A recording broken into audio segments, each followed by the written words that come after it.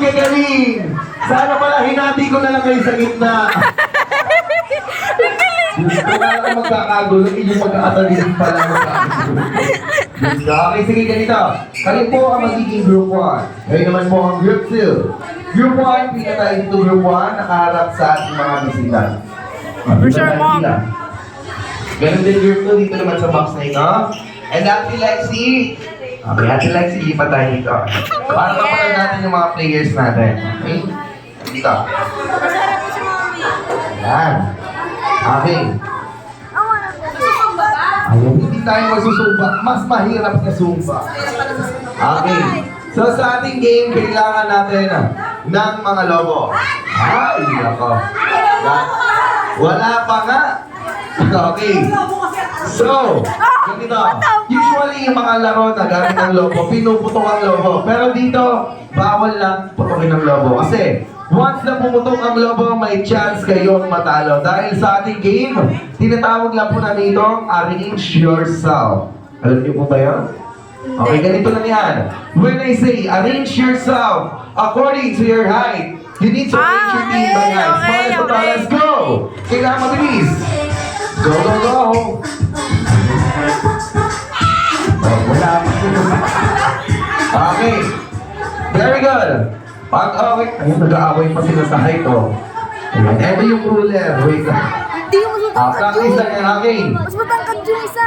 Sige. Mas matangkad yun. Dahil na. Okay. Dahil na. Very good. Pag okay na yung arrangement, kailangan yung lobo ay nasa una na player. Very good. And then, ipapasa natin ng lobo patalikod. Go! Pasa! Kailangan mabilis! Go, go, go! Very good. Pagdating sa dulo, ipapasa naman ng lobo papunta sa unahan. Pero, wait lang naman. Ano ang group mo na? Kala ko ba ayaw niyo maglaro? Ayan. Sige, dito sa dulo. Ayan. Ipapasa ang lobo papunta sa unahan. Pero, between your legs. Maganon. Go! Kailangan mabilis. Go, go, go! Oh, very good. Halos sabay lang. And then, pag nandito na ulit sa unahan, sisigaw na ako kayo na, Happy Birthday, Lexi. Dahil na, gusto niya pala na. Ayan. Happy Birthday, Lexi muna, okay? So, ganun ang gagawin. Alam na ba ang gagawin group 1? No. Group 2, ano na ang gagawin? No. Yes. Okay, so, let's try. Johnny Adults, I want you to arrange yourself according to your age. Go! Hey!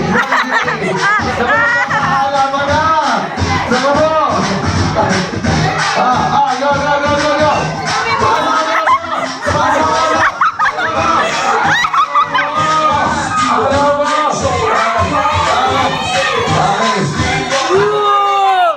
Nauna na to. Tapos na to kanina pa. Okay, so ganito. Nauna ang ating group 1. Pero, hindi pa po kayo panalo kasi hindi namin alam kung tama ang arrangement ninyo. Oh, shit. Kaya naman, tatanungin namin kayo isa-isa para malaman namin kung tama ang arrangement ninyo. Okay. So, group 1. Ano po ang inyong age?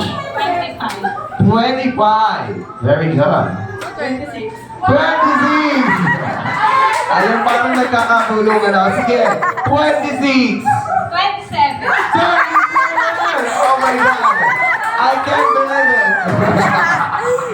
Okay, next. 27 and a half. Oh my God. 28. Anong age? 28. Wait lang. Parang ayoko ng tanongin ulit. Kasi baka masaktan ako dito pag tinanong ko yung totoo. Okay, pero tama yung arrangement niya.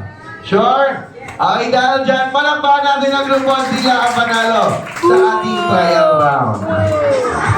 Trial pa lang yan. Sabi ko nga, let's try. So now, this is the last round. And I will give you 10 seconds para pag-usapan yung mga basic information ninyo. Like, ano ang inyong size ng sapatos? Ano mga birth month, birth year, yung mga ganon, mga basic. Okay, ready? Go! 10, 9, 8,